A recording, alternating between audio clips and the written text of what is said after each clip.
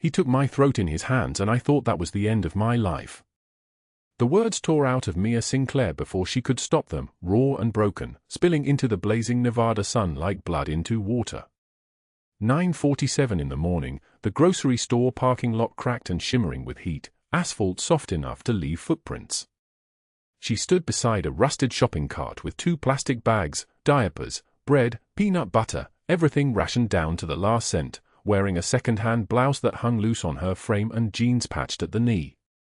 The bruises on her throat were fading to yellow, but they were still there. Still visible. Still proof. Diana Whitfield blocked her path. 53 years old, designer sunglasses pushed up into highlighted blonde hair, Chanel suit pristine as a magazine cover, the kind of woman who had never counted money in her life. Behind her stood 2 other women from the neighborhood association, their phones already in their hands like weapons. "This is the woman I told you about," Diana said, her voice cutting sharp and loud across the parking lot. "Check her bags. She has been in my house and now my pearl bracelet is missing. Security footage does not lie." Mia's hands trembled as she opened the bags. Diapers. Bread. Peanut butter. The items fell into view like confessions of poverty, each one a statement of how little she had, how little she was. Her daughter Emma, 6 years old with dark eyes too serious for a child, clutched her mother's leg. The little girl's fingers dug into the denim, seeking anchor in a world that was becoming unsafe again. Diana stepped closer. The smell of her perfume was overwhelming, something imported, something that cost more than Mia's monthly grocery budget. Probably sold it already. People like her always do. A crowd was gathering. Phones were raised. The whispers started, immediate and damaging, spreading like poison through water. A woman accused of theft. A woman who lived in poverty. A woman whose daughter watched strangers judge her on a Tuesday morning in the sun. Mia opened her mouth to speak. To defend herself. To explain that she had never stolen anything in her life, that she was barely surviving, that the foreclosure notice in her jacket pocket was burning hotter than the Nevada heat. Then everything went silent. A black Mercedes SUV pulled up without sound, arriving like a ghost, like something that had always been there waiting. The door opened with the smooth precision of money and power. A man stepped out onto the cracked asphalt, and the quality of silence changed. It deepened. It became something alive and hungry. Nicholas Bianchi moved with the careful control of someone who had learned violence young and chosen to master it completely. Charcoal suit that cost $12,000, the tailoring perfect across shoulders broad enough to carry the weight of an empire. Dark hair, combed back from a face that held the kind of severity that made ordinary men step sideways. His eyes were grey, not the soft kind but the cold kind, the kind that had looked at betrayal and decided never to be vulnerable again. He did not look at Diana Whitfield. He did not acknowledge the crowd or the phones or the accusations hanging in the air like gasoline waiting for a match. He looked only at Mia Sinclair. "Mrs. Sinclair," he said quietly, his voice like thunder rolling in from a distance, deep and solid like an oath carved into stone, "my driver will take you home." Diana laughed. The sound was sharp and bright and desperately confident. "Excuse me, we are in the middle of..." Nicholas turned his head 1 inch toward her. Not a full turn. 1 inch. Just enough to shift the angle of his eyes in her direction. He did not speak. Diana's laughter died in her throat. She took a step backward, then another. Her hand came up to cover her chest as if she could physically protect her heart from something she could not name. The other women beside her did the same, their phones lowering almost unconsciously, their confidence collapsing like structures built on sand. Footsteps approached. Marco and Dario emerged from the second vehicle, both men broad-shouldered and wearing suits that matched their bosses, both with the kind of posture that suggested they had seen things most people only dreamed about in their worst nights. They did not look threatening. They were simply present. Their existence was enough. Marco opened the passenger door of the Mercedes. Dario knelt down slightly, offering his hand to Emma with something gentle in his expression, something almost grandfatherly despite his youth. "Miss Emma," he said softly, Would you like to see the leather seats? They are very soft. Emma looked up at her mother, seeking permission the way children do when the world has taught them to be cautious. Mia nodded. She could not speak. Something had cracked open inside her chest, some small chamber that had been sealed shut with survival, and she did not trust her voice not to break. She gathered the bags, and Marco took them from her hands without comment. Without judgment. She moved toward the vehicle with Emma pressed against her side, and she could feel Diana Whitfield's stare burning against her back like something physical, like hands trying to drag her down. As Mia passed Nicholas Bianchi, he spoke again. His voice was lower this time, meant only for her. No one will touch you again. That is a promise I am making right now. The vehicle's engine was a whisper, barely audible, as smooth as silk. Through the back window, Mia watched the parking lot fall away, watched Diana Whitfield standing frozen in the heat, watched the ordinary Tuesday morning recede into something that felt like a dream or a miracle or the moment a cage door swings open. But what she could not know, what no one in that parking lot could have possibly understood, was that Nicholas Bianchi had been watching Mia Sinclair for 3 weeks. Since the night the storm came. Since the moment Douglas Hale had cornered her in the diner's storage room and left her bleeding on a concrete floor. He had been watching. He had been waiting. And the woman Diana Whitfield had just humiliated was under protection she could not begin to comprehend, the protection of a man worth $2 billion, a man whose empire stretched through Nevada and California and into the spaces between law and consequence where power lives and breathes and makes decisions others cannot undo. The Mercedes turned a corner. The sun beat down on the empty parking lot. Diana Whitfield's phone buzzed in her hand, a notification, an alert, something beginning to move in the digital world, a story starting to reshape itself in real time, a woman's reputation about to crumble like ash. But for now, none of that mattered. What mattered was that Mia Sinclair sat in the cool quiet of a luxury vehicle, her daughter asleep against her shoulder, her throat still bruised but no longer burning, and for the first time in 3 weeks, she was not afraid. Before we continue, drop a like if this story hits you. Share it with someone who needs to hear it and subscribe so you do not miss what is coming tomorrow. Now let us go back to the beginning. Back to 3 hours earlier. Back to 2:22 in the morning on a summer night when everything that led to this moment began. Back to when Mia Sinclair was still invisible. Still fighting. Still drowning in a world that did not see her, did not value her, did not know that her life was about to transform in ways she could not yet imagine. The rain fell hard that night. It fell like punishment. It fell like a prayer nobody answered. The Desert Rose Diner sits on the edge of Las Vegas like a scar that will not heal. Black and white checkered floor faded and cracked from 40 years of footsteps, fluorescent lights buzzing in their fixtures like dying insects trapped in glass, the smell of burnt coffee and grease hanging in the air so thick you can taste it on your tongue.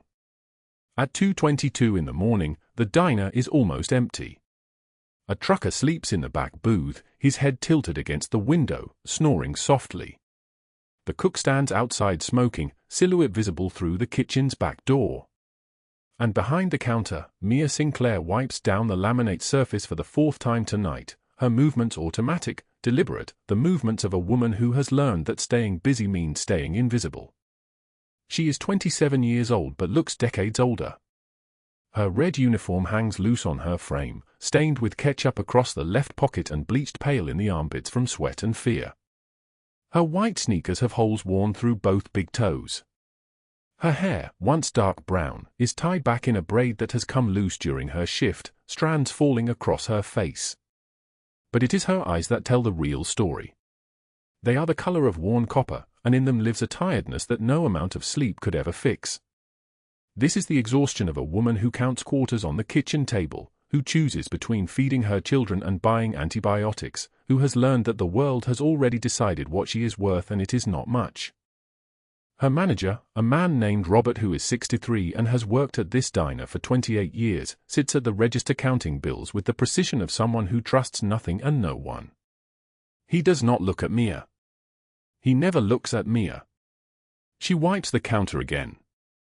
The fluorescent light above her head flickers, off and on, casting her face in strobes of brightness and shadow. In her jacket pocket, folded and refolded until the creases are worn white and soft, sits a piece of paper that has become the weight of her entire existence.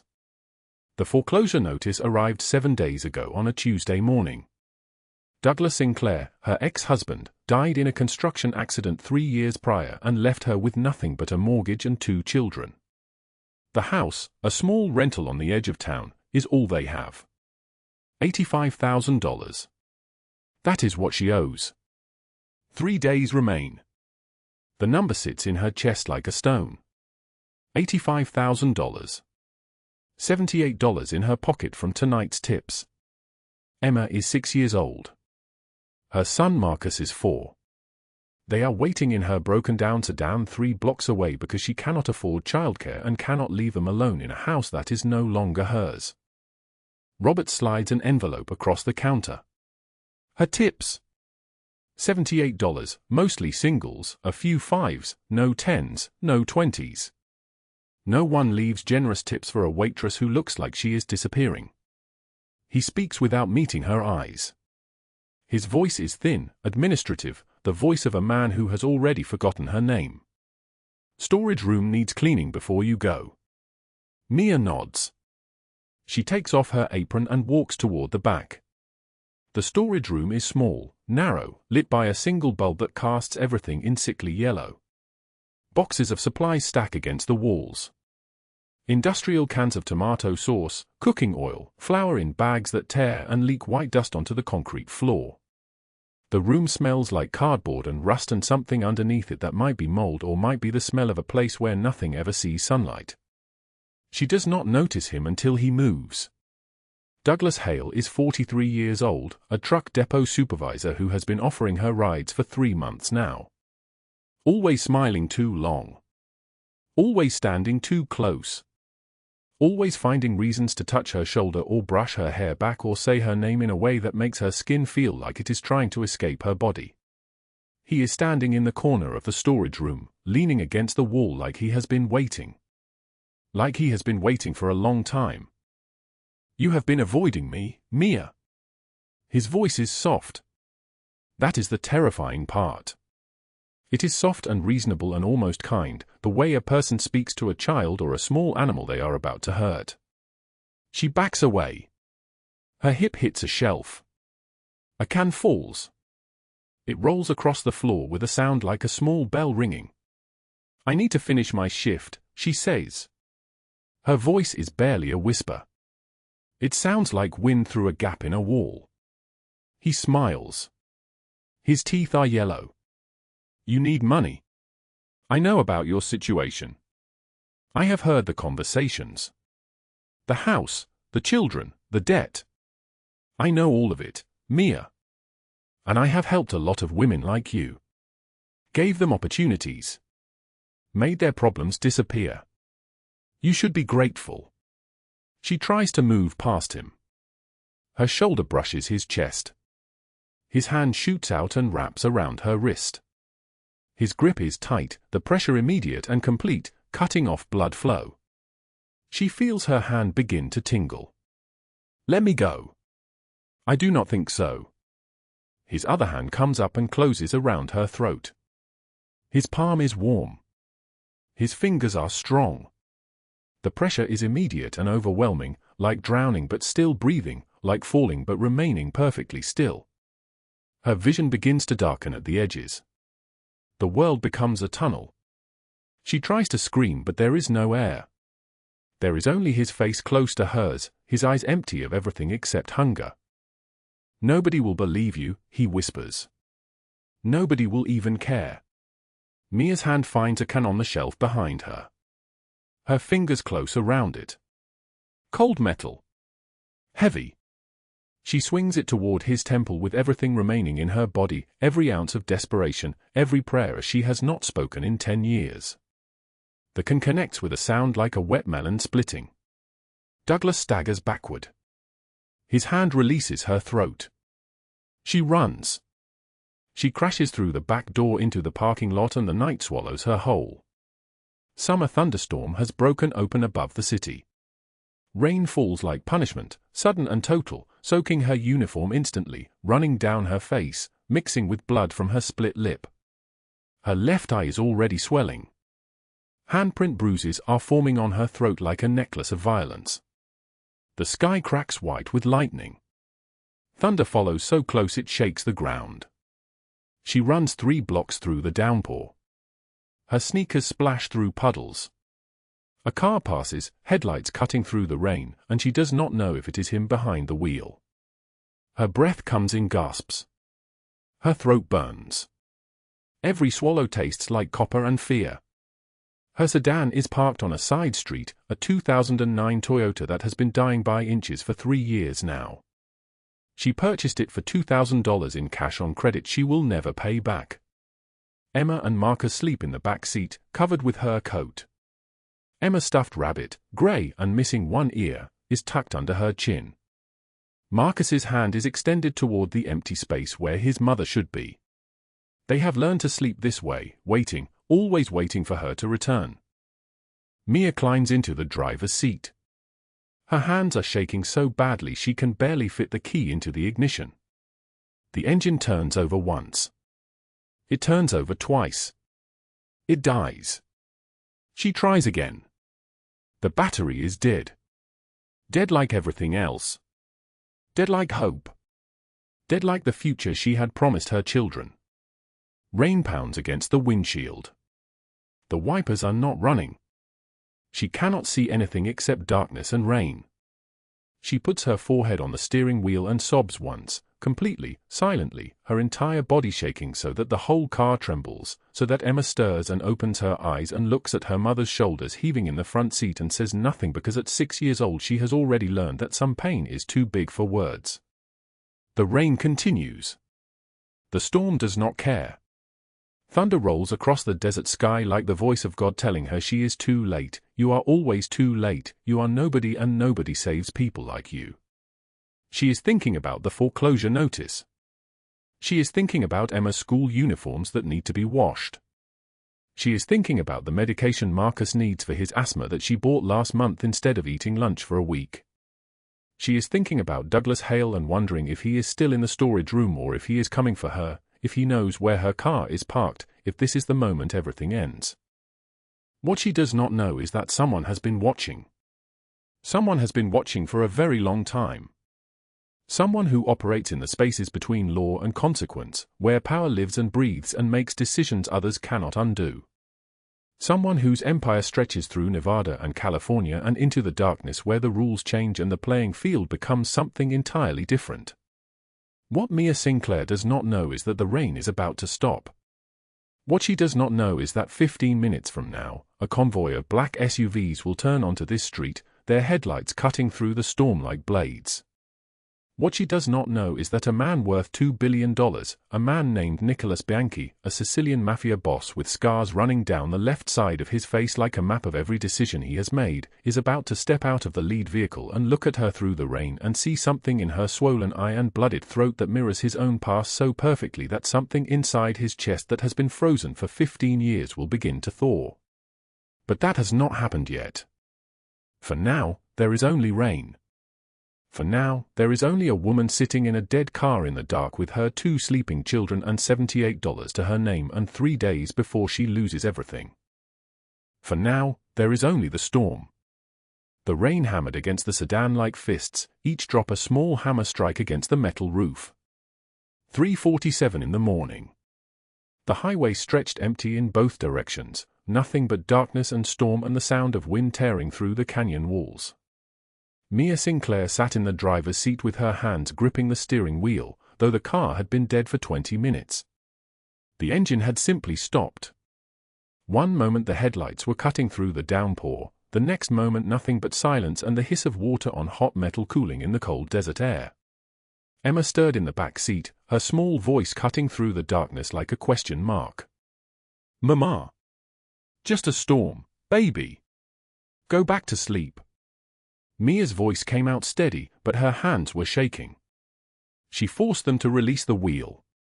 In the passenger seat, her 4-year-old son was already asleep again, his head tilted against the window, one hand still clutching the blanket he had been holding since they left the parking lot at the diner. He did not know they were not going home. He did not know they had no home to go back to. Mia looked at her phone. 3% battery. The screen glowed pale blue in the darkness, illuminating nothing but the fact of her own failure.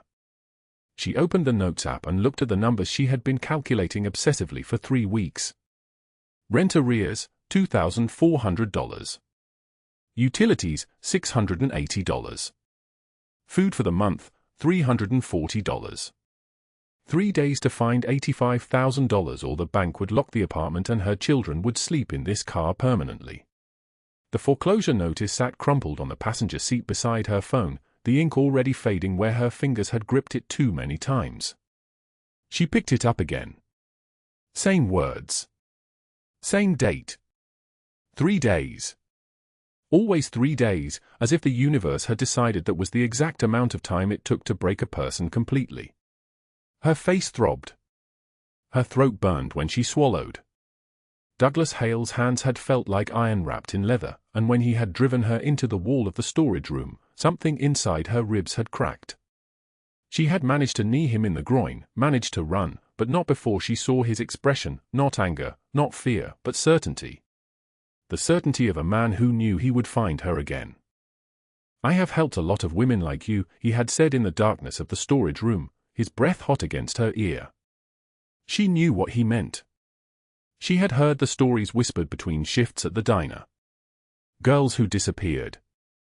Women who answered Craigslist ads for good jobs and ended up in basements in Reno, in Sacramento, in places where no one asked questions. She had run before he could say more.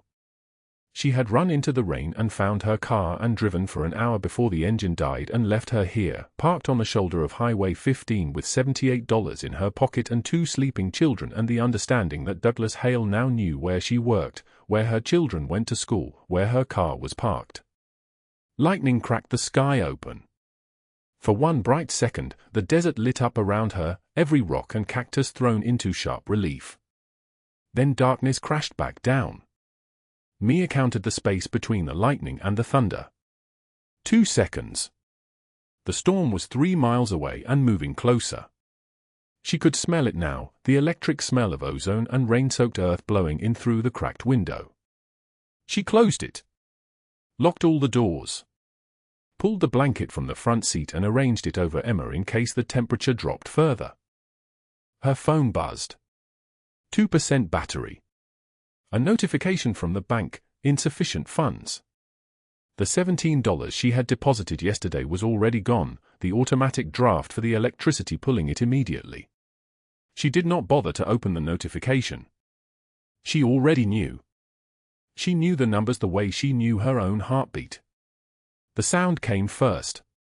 The whisper of wet tires on asphalt, the engine note of something expensive and powerful moving slowly. Not one car. Multiple cars. Mia's breath caught. She looked in the mirror and saw headlights cutting through the rain, 3 sets of them, arranged in a formation. 3 black Mercedes SUVs, sleek and new, completely out of place on this empty stretch of highway at 3 in the morning. They slowed as they approached. They stopped directly beside her broken sedan. Her heart hammered against her ribs. She locked the doors again even though they were already locked. Emma woke up and made a small frightened sound. "Mama, why is someone here?" "It is nothing, baby. Stay quiet." The SUVs idled. Mia could feel eyes on the car, on her. The rear door of the middle vehicle opened.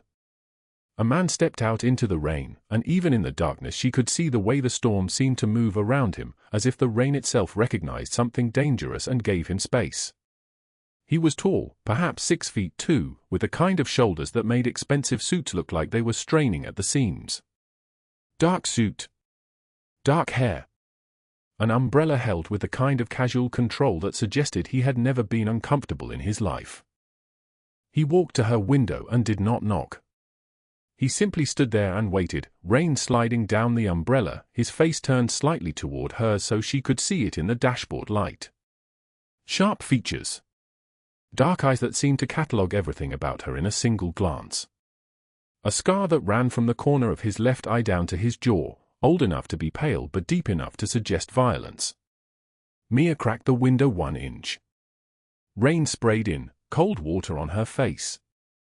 "You need help," the man said. "Not a question." His voice was quiet, controlled, with something underneath it that sounded like an accent she could not place. Eastern European, maybe. Or something older than that. Something that carried the weight of decisions made in the dark. "I am fine," Mia lied. Her voice came out hoarse. It was the first time she had heard herself speak since the storage room, and the pain in her throat made her eyes water. The man tilted his head slightly. He saw the bruises on her throat. She was certain of it. She saw the moment his eyes registered them, the dark handprint shapes that Douglas Hale's fingers had left, still darkening into purple as the hours passed. "You are not fine," he said. "My men will fix your car. You and your children will wait inside where it is dry. I do not know you." "No," he agreed, and something that might have been almost amusement crossed his face. "But you are bleeding and your daughter is cold. That is enough." He stepped back from the window. 2 men emerged from the other SUVs, one broad-shouldered and moving with military precision, the other younger, dark-eyed and watchful. Both wore dark suits that had the quality of being armor as much as clothing. They opened the hood of her sedan and began working with the kind of focused efficiency that suggested they knew exactly what they were doing. "Please, Signora," the older man said quietly, opening Mia's door. "It is not safe here. Come." There was something in his voice that made her obey. Something in the way he held the umbrella, the way he waited for her to move at her own pace. She woke Emma gently and carried her son, who stirred but did not fully wake. They were brought into the middle SUV, into warmth and leather seats and the smell of expensive cologne and motor oil. The tall man sat in the front passenger seat and did not turn around, giving her privacy. His shoulders were utterly still. His hands rested on his knees.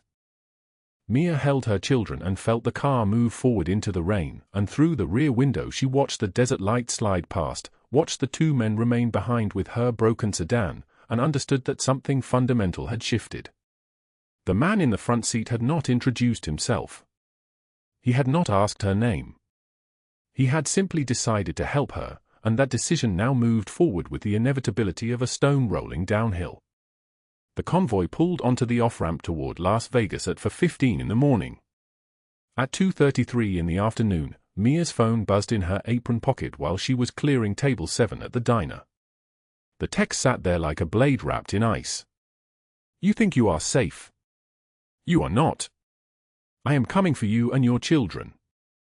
You should have been nicer to me. DH." Her hands began to shake.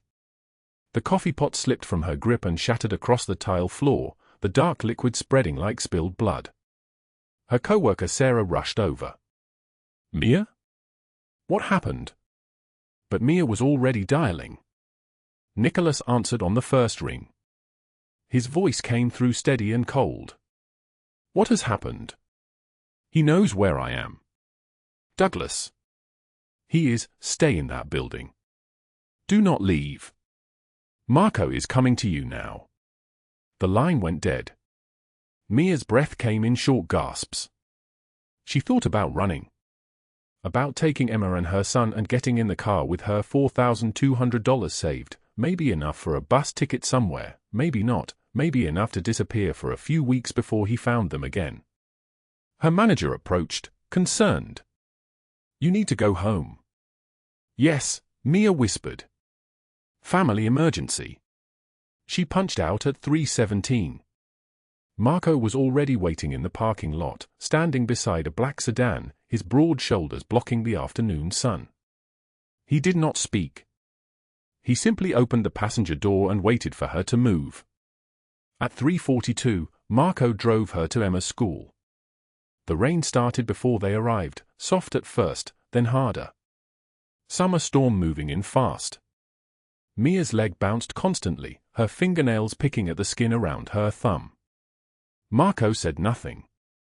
He simply drove with the kind of focused precision that suggested he had done this before. Emma came running out of the school doors with her backpack bouncing, her smile bright as a candle. That smile broke something open inside Mia's chest. She pulled her daughter close and held her longer than usual. Emma looked up at her confused. "Mama, you are squishing me." "I know, baby. I know. We are going home now." Marco drove them back to the apartment complex off Paradise Road, the one with the peeling paint and the broken fountain in the courtyard. He parked in the underground garage. "I will be in the car out front," he said. "Do not answer the door. Do not leave the building." The apartment was small, a bedroom for the children, a living room where Mia slept on a fold-out couch, a kitchen where the refrigerator hummed loudly and constantly. She made the children dinner. Pasta with jarred sauce. Apple slices. A glass of milk each. Emma chatted about her day, about Tyler who pushed her at recess, about Mrs. Harrison's new classroom plants, about nothing and everything that mattered. Mia nodded and listened and felt the weight of the world pressing down on her shoulders like a stone. At 8:47 that evening, Douglas Hale appeared outside her apartment building. Mia saw him from the window, standing under the streetlight with his jacket collar turned up against the rain. He was not alone. 2 other men stood with him, their postures suggesting the kind of menace that came from knowing you could hurt people without consequence. Hale looked up at the building. He was looking for her window. Mia stepped back, her heart hammering so hard she thought it might break through her ribs. Her phone rang. Douglas's name appeared on the screen. She did not answer. The voicemail came seconds later, his voice thick with rage and desperation. "I know you have been fucking some rich man for protection. But he cannot watch you forever. And I have friends too. You owe me, Mia. You embarrass me. You are going to pay for that." The message ended. Mia's hand shook so violently she dropped the phone. It clattered against the hardwood floor. In the bedroom, she could hear Emma moving around, the sound of her son settling into sleep. She picked the phone up from the floor. Thought about the money. $4,200. A bus ticket. A motel room. A new name, maybe. New identities. The kind of life where they lived in constant fear, always one step ahead of a man who would never stop hunting. She thought about calling Nicholas. She knew he would come. She knew that whatever happened outside would be handled with the kind of swift efficiency that meant she would never have to see the details, never have to know how deep the violence ran. But what then? How long could she live under someone else's protection? How long could she be the woman who needed saving? At 9:15, Mia sat on her apartment floor with her back pressed against the cold wall. Rain hammered against the windows. Summer storm turning into something darker and more furious. She pulled out the crumpled foreclosure notice, the one she had smoothed and kept hidden in a book on her shelf. $85,000. 3 days to come up with it. The paper was soft from being folded and unfolded so many times, the edges starting to tear. She thought about Douglas Hale's hands on her throat in the kitchen storage room. About the way Diana Whitfield had smiled when spreading rumors that Mia was a thief. About all the times she had bent. All the times she had been afraid. All the times she had simply accepted that this was her life and there was nothing to be done about it. Her tears came then, hot and bitter, the kind that had been waiting for months to fall.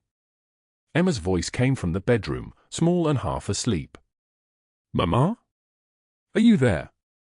Mia wiped her face quickly. "I am here, baby. Are we safe?" The question hung in the dark apartment like a prayer. Mia opened her eyes. She looked at her hands, at the scars running across her palms and wrists, at the calloused fingertips from 1,000 double shifts. She stood up, walked into the bedroom and looked at both her children sleeping in the darkness, their faces peaceful, their bodies curled under blankets. "Yes," she said quietly. "We are safe." And in that moment, something shifted inside her. Not hope. Something stronger. A kind of terrible clarity. She would not run. She would not hide. She would not apologize for surviving. At 9:47, Nicholas received the call from Marco. The convoy was already moving, 14 black SUVs pulling out of the parking garage beneath his office building, their engines purring like predators. "Douglas Hale is making his move," Marco said quietly. 3 men outside her building. One is carrying a weapon. She is in the apartment. Children are safe. Nicholas did not hesitate. "Bring them all to me." He hung up and looked out at the Las Vegas skyline, the lights stretching endlessly into the darkness. Below him, the city moved with its ordinary rhythms, completely unaware that something was about to change. At 10:15, 12 men in black tactical gear moved through the parking lot like ghosts. No sirens. No shouting. Douglas Hale was smoking a cigarette under the broken streetlight when they surrounded him, appearing from the shadows with a kind of coordinated precision that came from hundreds of operations executed exactly like this. His face went white. He reached for something in his jacket, but 3 hands were already on him, forcing him to his knees on the wet pavement. Marco pressed a phone to his ear. Nicholas's voice came through quiet and cold, the kind of quiet that meant absolute certainty. "You put your hands on someone under my protection." "I did not know, please, you threatened her children." "I did not know she was yours, she is not mine," Nicholas said, his voice dropping even lower. "She is her own. But you are mine now." The line went dead. Douglas Hale was dragged to his feet. The 2 men with him screamed as they were pulled toward the black van, their voices swallowed by the sound of rain on asphalt. No one heard them. The van drove east into the Nevada desert, disappearing into the darkness. Marco appeared at Mia's apartment door at midnight, water dripping from his shoulders. She opened the door and he stood there like a statue carved from granite. "Douglas Hale has been transferred to the custody of the Luciano family in New York," he said quietly. They had unfinished business with him. 6 missing women from their territory. He will not return to Nevada. Mia's voice was barely a whisper. "Is he dead?" Marco's expression did not change. Death would be too quick. Too easy. Too merciful. What the Lucianos do to men who traffic women, that is justice. He turned and left. The apartment fell into silence. Mia stood in the doorway and felt something she had not felt in years. Not safety, exactly. Something closer to power.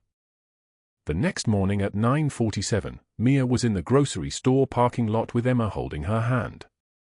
Diana Whitfield approached with 3 of her friends, their designer bags swinging, their smiles ready for another round of destruction.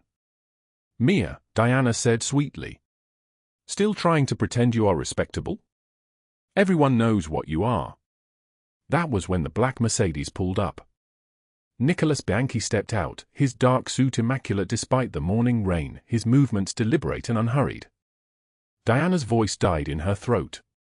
Nicholas made one phone call, his voice just loud enough for Diana to hear every word. "Yes. Diana Whitfield. Heritage Properties. The FBI can move forward with the fraud investigation.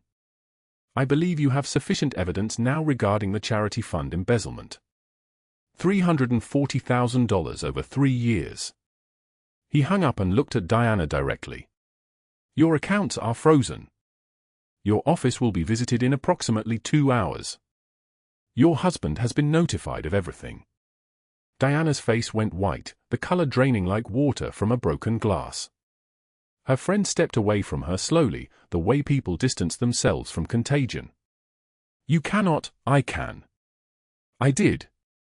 Every person you spread rumors about Mia Sinclair to has received a letter from my attorneys detailing your embezzlement and defamation campaign. Your reputation is finished." Diana turned and ran to her car. Mia stood with Emma's hand in hers and watched the woman disappear. 2 days later, the news arrived. Diana Whitfield, arrested. Charity fraud. Federal charges. 15 years in prison. Her husband filed for divorce that same afternoon. Her assets seized. Her friends vanished as though she had never existed. Not death. Something slower. Something permanent. Systematic destruction for a woman whose only crime was believing that cruelty was consequence-free. The penthouse at 11:38 p.m. glowed with city lights spread beneath them like fallen stars. Mia Sinclair stood at the floor-to-ceiling windows, her black dress, the one she had bought herself with her own paychecks, fitting her differently now.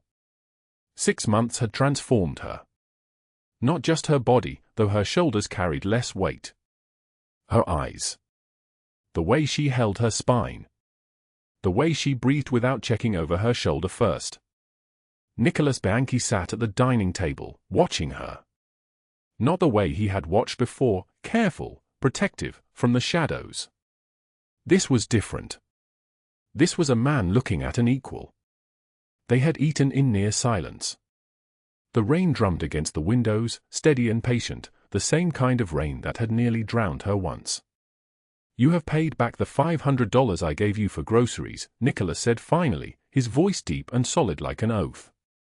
He set down his fork with deliberate care. Mia turned from the window.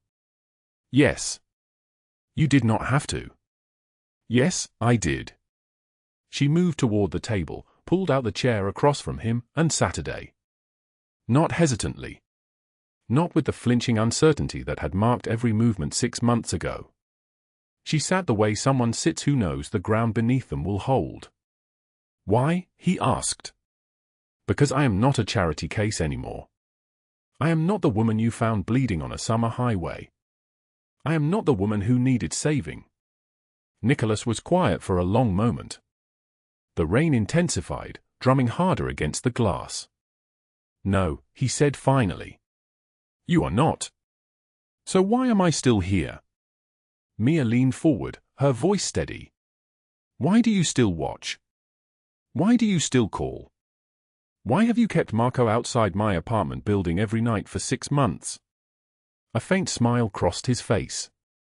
"Marco is subtle. Marco is very large and drives a black SUV.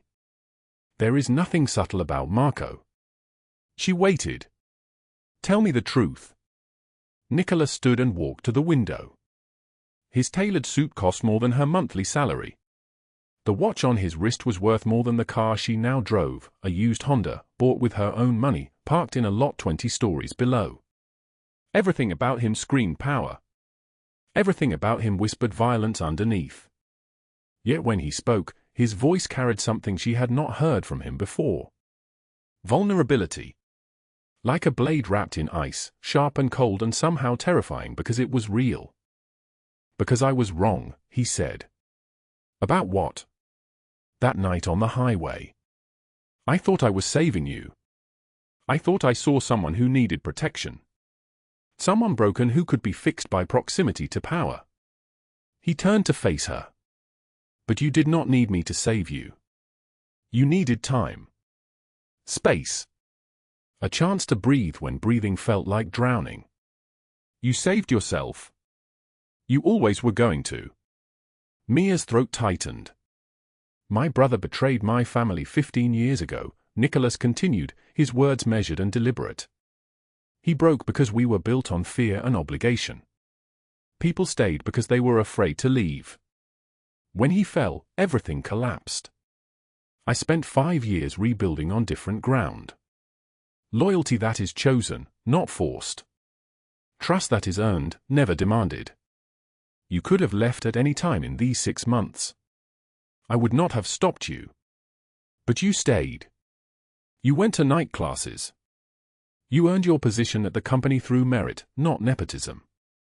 You became dangerous in your own right." Mia stood and walked to him. The city lights painted gold across his face. "Dangerous," she whispered. "You are no longer someone who can be threatened. You are someone who swung a dented can into a human trafficker's skull when his hands were on your throat. Someone who stood in a grocery store parking lot while a woman you once called neighbor tried to destroy you, and you did not break. Someone who chooses to stay when running would be easier. Yes. Dangerous." She felt tears burn the corners of her eyes but did not blink them away. "I was terrified." "I know." He reached out and tucked a strand of hair behind her ear, the gesture tender and entirely at odds with the man who commanded loyalty through fear. That is what made it brave. He stepped closer. The smell of his cologne, expensive, understated, mixed with the rain scent coming through the sealed windows. I have been waiting 6 months for you to realize you do not need me anymore. That you are standing on your own ground. That you are the storm, Mia. Not the woman drowning in it. She closed the distance between them. And now that I know. Now I can tell you the truth. His hand found her face, his thumb brushing her cheekbone. That I have been in love with you since the moment you opened your car window 1 inch in the rain and said you were fine when you were bleeding and broken and still breathing. That I have spent 6 months keeping my distance because you deserved the chance to be whole without owing anyone anything. That I am asking now not because you need me but because I need you, and that makes all the difference. She kissed him. Not grateful. Not desperate. Equal. When she pulled back, her voice was steady. I am still a single mother with 2 children and a second-hand Honda. I am still a mafia boss with blood on my hands and enemies in 7 states. He smiled, rare and genuine and transformative. This is probably a terrible idea. Definitely. And yet. 3 blocks away, Emma was asleep in a babysitter's home, clutching the picture she had drawn at school that afternoon. A tall man in a black suit standing next to her mother. She had titled it My New Family in careful crayon letters, showed it to her teacher, brought it home as though it were the most natural thing in the world. The picture was now on the kitchen counter waiting to be discovered. But neither of them knew that yet. 1 year passed like a storm moving toward the horizon. The foreclosure notice that had burned in Mia's jacket 12 months ago had been framed and hung in Nicholas's office as a reminder of the exact moment his life changed. Not her life. His. Because when a man who has built an empire on fear finally feels the ground shift beneath his feet, when he realizes that love requires relinquishing control, that is resurrection. Mia stood in the same grocery store parking lot where Diana Whitfield had tried to erase her. Different now. Completely different. She wore a grey suit tailored to fit her properly. Her dark hair was cut short and sharp. Her eyes held no flinching. She was the CFO of Bianchi Holdings' legitimate division, the position earned through night classes and merit and the kind of competence that made men twice her age look small. Emma was 7 now, thriving in a private school where no one whispered about her mother's reputation. Her son was 5, obsessed with books and asking endless questions about how the world worked. They lived in a home that was theirs legally, purchased with money they had earned. The young woman approached from the parking lot's edge. Mid-20s, black eye hidden under makeup that could not quite cover it, moving with the careful stiffness of someone whose ribs were cracked. She had that look. That desperate, drowning look that Mia knew intimately. "Excuse me," the woman said. "I am looking for Nicholas Bianchi. Someone said you know him. Someone said he helps people. Women who have nowhere else to go." Mia's heart clenched. She saw herself standing on a rain-soaked highway, saw the convoy of black SUVs arriving, saw a man in a suit stepping out into the downpour. "Why are you looking for him?" Mia asked gently, already knowing the answer. "My boyfriend. He has been. I need to disappear. I need somewhere safe. Someone told me Nicholas Bianchi helps women like me. Come with me." Mia took her arm, careful and tender. She made one phone call. Within 20 minutes, a black Mercedes pulled up and Marco stepped out, his enormous frame suddenly seeming to realize it frightened her. He nodded to Mia and said nothing. "You are safe now," Mia told the woman quietly. "They will take you somewhere secure. A doctor will see you. You will have time to breathe and decide what comes next. Nobody will force you to do anything. But you will be protected." The woman started to cry. "Why? You do not know me." Mia thought of summer rain and hands on her throat and the night she believed her life was ending. She thought of Douglas Hale screaming as he was dragged into the Nevada desert by men who owed Nicholas Bianchi a debt. She thought of Diana Whitfield in a federal prison cell, her assets seized, her reputation erased, 15 years stretching ahead like a sentence with no pardon. Not death. Something slower. Something permanent. Because someone did this for me once, Mia said. Because you deserve a chance to be the storm instead of the woman drowning in it. The woman got into the SUV. It pulled away with practiced silence, the rain beginning to fall harder. Mia stood in the parking lot with the sun breaking through the clouds above her. She thought about the night she had $78 in her pocket and an $85,000 foreclosure notice burning like a curse in her jacket. She thought about bleeding and broken and still breathing. She thought about a man who saw her not as charity but as something worth protecting until she could protect herself. The world will try to drown you. It will put hands on your throat and call it love. It will humiliate you in parking lots and tell you that you are nobody, that you deserve the scraps it offers. But here is what they do not want you to know: you are not the rain. You are not the woman stranded on the highway. You are the storm itself. You are the lightning that cracks the sky. You are the thunder that shakes the foundations of everything that tried to break you. When you realize that, when you stand on your own ground and choose your own battles, that is when you become unbreakable.